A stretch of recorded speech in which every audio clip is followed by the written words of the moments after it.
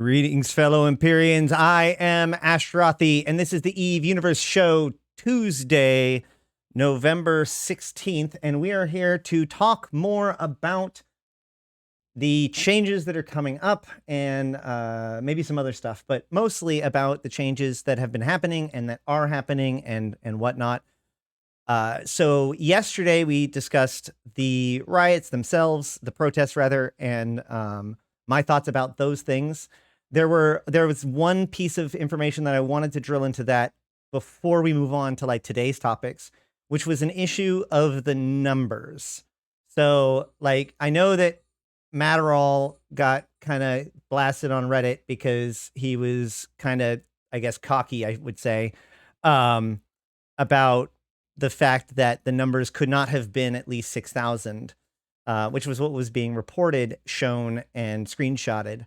So the issue is that we have one group of people that are reporting seeing at least 6,000 to 6,500 people in Jita local. And in the other corner, you have CCP reporting that the system of Jita has a hard cap of 4,000. So, first things first, so either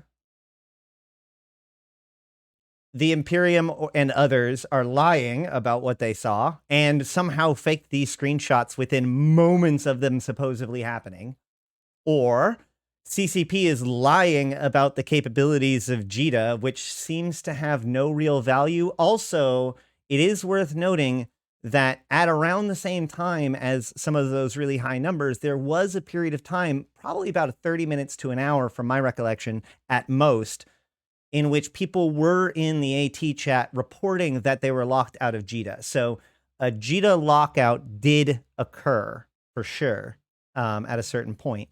And so some lockout happened. Whether or not it's 4K or not, that's whether or not you believe CCP.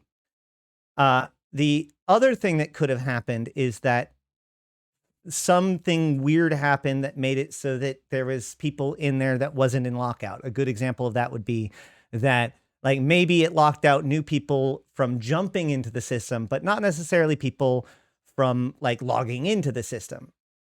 The problem with that is that historically, that's not how system lockouts go.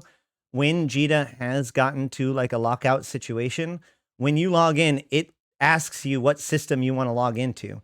At least I'm pretty sure about that. Now that I've said that out loud, that is entirely possible that that was 100% an Echo's experience. But I'm reasonably sure I have had that experience in Eve proper as well, where I will log into Jita and it will tell me that I cannot log into Jita, and so I can choose another system to appear in. Either way, the point is that I think that the answer of what happened is obvious. So what I know is, like I said, there was that period of lockout, and as soon as the lockout kind of got announced, I started making my way to Jita from Pemene, which is 8 jumps. And so it wasn't terribly long. Let's call it 30 minutes. 30 minutes, and let's say it instantly ended. The lockout instantly ended the moment I decided to go. So 30 minutes after the lockout stopped, i.e. we went below lockout threshold, I went into the system, and I had reported 3,500 people. This is just my experience. So what I think happened, and I've also gone back and I've watched the Imperium video that they showed, and it shows it's a 10-hour video, and it never goes below 6K. Compelling evidence. This is what I think happened. So, chat protocols are often less synchronistic than you would expect, right? And so, and by the way, I worked on a real life globally used telecommunications application with chat and voice, very similar to Discord. So I know what I'm talking about when it comes to these things. And so you have kind of two, or the messages get sent back and forth, but because of the kind of semi-decoupled nature of the protocol, it doesn't always verify that every single thing is received and processed correctly. And one of the things that a lot of people that don't make software don't understand about software is that you can't just check for something, anytime something is true, because you also have to check every single time it's false. It just means that you have to check everything every single time, right?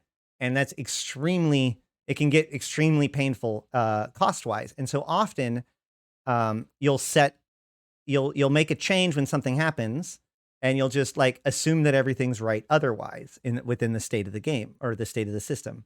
A good example of this, I see it a lot on Discord, where you'll see like Discord light up or have somebody lit up, but they're not talking.